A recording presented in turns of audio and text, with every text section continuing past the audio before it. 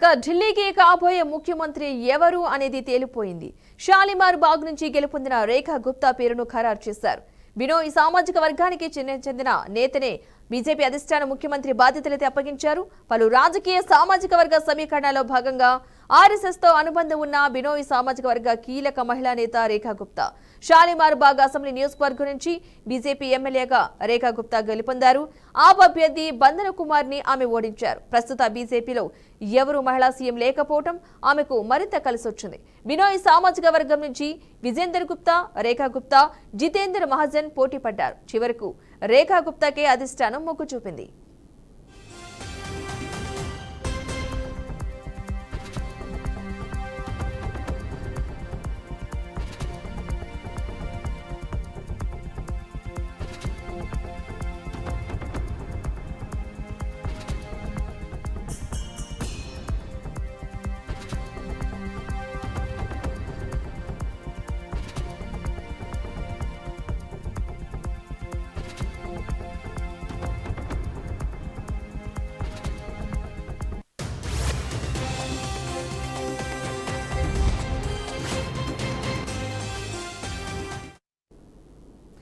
రేఖా గుప్తా ఢిల్లీకి 4వ మహిళా సీఎంగా సేవలు అందించనున్నారు.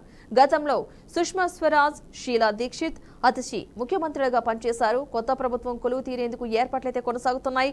ఇక గురువారం రామ్లీలా మైదానంలో ఉదయం 11 గంటల నుంచి మధ్యాహ్నం 12:34 వరకు ప్రమాణ స్వీకారోత్సవం జరిగే అవకాశం ఉన్నట్టుగా తెలుస్తోంది. ఇక ఈ నేపథ్యంలో భారీ ఎత్తున నిర్వహించే ఈ కార్యక్రమానికి భాజపా అగ్రనేతలతో పాటు ఎన్డీఏ పాలిత రాష్ట్రాల సీఎంలు కూడా హాజరు కానున్నారు.